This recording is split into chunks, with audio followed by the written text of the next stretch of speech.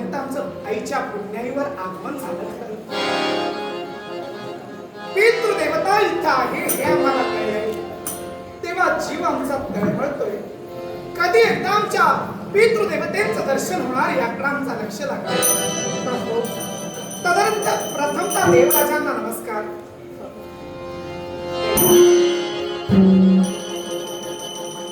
जनिता दिवो जनिता पृथ्वीभ्यः, स्वर्ग आणि मृत्यूलोकाचा उत्पादन करता ज्या वेदांनी घोषित केलं, हिरव्या दाढीविषयीची देवता, हरिश्मश्रू, हरिशिप्र, हरिवर्चस म्हणून ज्यांना संबोधिलं, देवराज अर्जुन पुत्र इरावण आपल्याला प्रणाम करतो. नमस्कार केला, आपण आशीर्वाद दिला. आपण कल्याण म्हणालात यातच आम्हाला सर्व काही मिळालं. स्वागतम, मधुर स्वागतम. या देव दरबाराच्या ठिकाणी आपली पावलं पडली. स्वागत करतो या माझ्या देव दरबारी. यावेळी किती आसनी विराजित व्हा. नाही, नक्कीच बसेल, पण सर्वप्रथम माझ्या मनाची जिज्ञासा पूर्ण व्हायला हवी. पण सहज तुम्ही बोलून गेला. कारण माझ्यापेक्षा जिज्ञासेबाबत आपल्याला सर्व काही मनातील कुणाची इच्छा, आकांक्षा, जिज्ञासा अपूर्ण ठेवणे बरोबर हेच म्हणून प्रत्येक मानव जिज्ञासेसाठी जगतो आणि केवळ या विश्वाच्या ठाई प्रत्येक मानवाची जिज्ञासा जर का पूर्ण व्हायला हवी, तर प्रत्येकानं नीती नियमानं धर्मानं वागावं. आपण का धनुर्धारी पार्थ अर्जुन सांप्रत देव दरबारी आहेत असं कळलं. खरी गोष्ट आहे का? आणि ते माझी पितृदेवता आहे, त्यांच्या दर्शनासाठी माझं मन सुखावलंय. तेव्हा माझ्या अधीन झालेल्या मनाला दर्शनानं त्यांच्या तृप्तता मिळेल का? आपण कोण?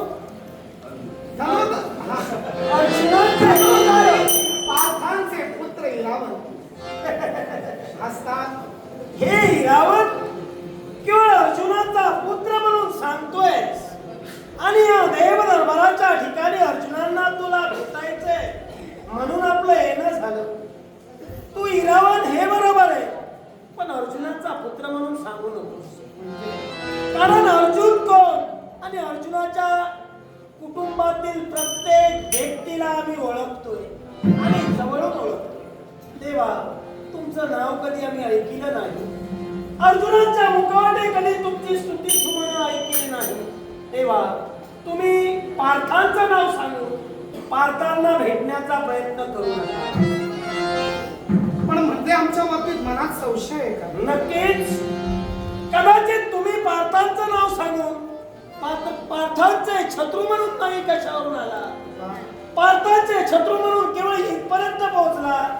पार्थांपर्यंत आम्ही तुम्हाला पाठवू, पण संधी साधून जर का पार्थांच्या बाबतीत तुम्ही काहीतरी अघटित कराल. देवराज, देवतांचे अधिपती आहात तेव्हा योग्य निर्णय तुमचा आहे. पण मला तुम्ही काय म्हणाला? पार्थ राजांतील सर्वांच्या कुटुंबातील सर्व व्यक्तींना आम्ही ओळखतो. इरावणे आपल्याला कोण माहित नाही. कदाचित आपल्याला मी माझी ओळख करून देतोय. नागलोकातील नागकन्या उलुपी यांच्याशी पार्थ राजांचा विवाह झाला याबद्दल कधी बोलले नाहीत का आपल्याला? त्यांची पत्नी हे कळलं, मग त्यांचा तुम्ही त्यांचे पुत्र आहात हे कधी मात्र त्यांनी सांगितलं नाही.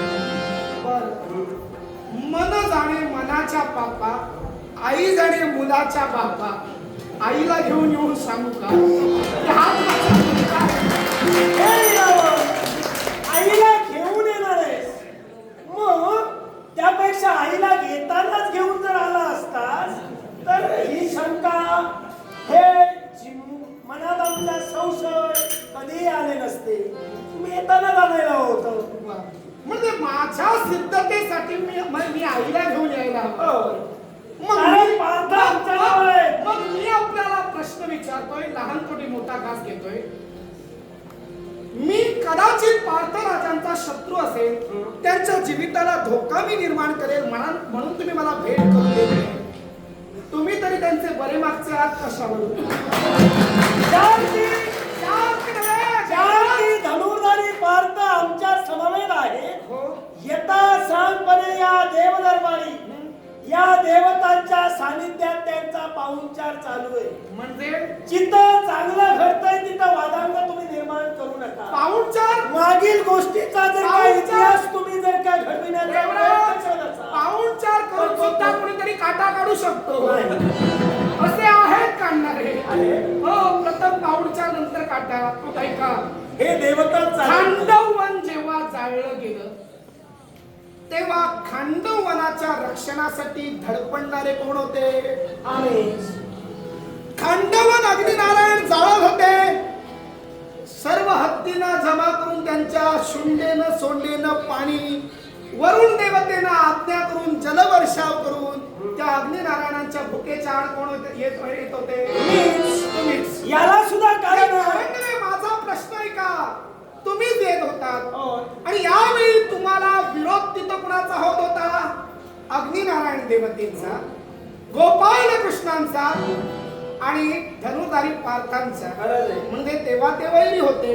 मग कशावरून ते वैर आता पाऊलचार करून काटा काढायचा तुमचा डाव असेल? हे रावण, जर का धनुर्धारी पार्थांना इथपर्यंत मी आणलं नसतं तर तो प्रमाद अजूनही चालूच राहिला असता. ते काहीतरी मी विरोध का केला याला कारण आहे माझ्या मनाविरुद्ध ते घडत होतं. जे घडलं हे माझ्या मनाविरुद्ध घडलं. अग्नी देवतेला किंवा प्रकृती बिघडल्यामुळं किंवा देव गोपाल कृष्णानं सल्ला दिला की ब्रह्मदेवाने कृष्णापर्यंत चला.